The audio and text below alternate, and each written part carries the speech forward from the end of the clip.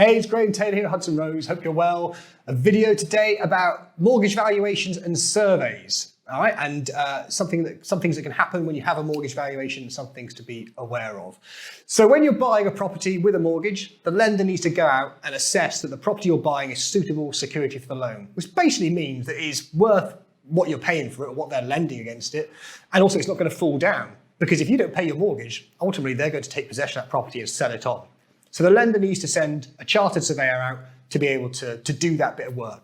Now, normally that's going to be at your cost. So part of the mortgage application process, you're going to pay a valuation fee, and that's then going to be paid to the surveyor for them to go and look at the property. Should say actually that there are some lenders that will offer you a free basic valuation. So that's something that we can factor in when we look at the research to try and get you the best deal possible. So what happens? Surveyor goes out, looks at it, comes back and says to the lender, all being well, tick, fine, let's lend against it, off you go. You're not going to get any report generally on the condition of the property when it's a basic mortgage valuation. And that's because the surveyor is working for the lender. Although you might be paying them, they're working for the lender and their duty of care is to the lender, not to you. Right? There's a couple of things you can do to change this, and there's different levels of survey you can have. And you might have heard terms like home buyers, and also building surveys, all right? And they're more in depth. So in a home buyer's survey, the surveyor is instructed on your behalf. They're going to go out, they're going to look at a number of different things, all right? A home buyer's is a set, standardized report by the Royal Institute of Chartered Surveyors. And they'll come back to you and they'll highlight with red, amber or green different areas. So something that's like, that's fine, don't worry about it. You might want to look at that. That's a bit of a problem. Red, amber, green, or green, amber, red, whichever way. All right. So home buyers is a bit more in depth, and there is some limited liability for you if the surveyor misses anything, which you don't get on a mortgage valuation.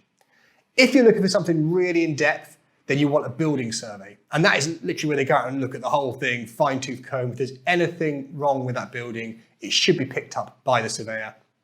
And of course, if it's not, you've got some kind of recourse to them in future if there was turned out to be a problem with the property, okay? Now, clearly, going up the scale, they get more expensive. So mortgage valuation is cheap and it's just for the lender. Home buyer's survey is the middle one, and then the buildings report, the building survey is the more expensive one.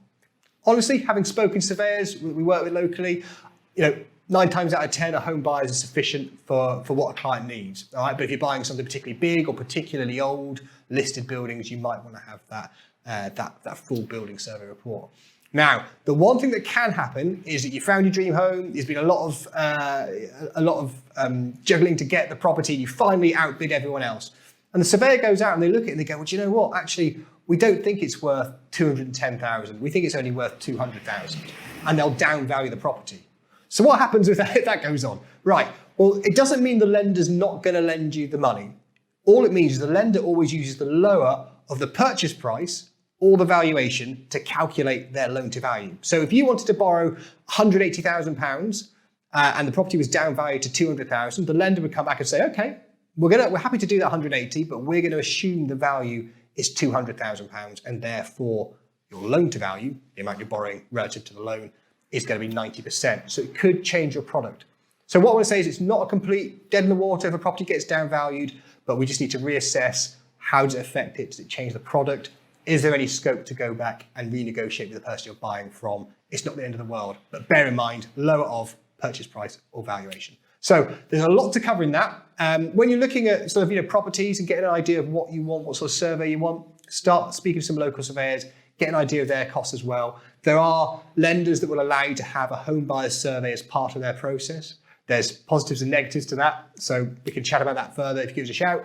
But yeah, add that to your list of things that you know a little bit more about and people to get in contact with, such as surveyors.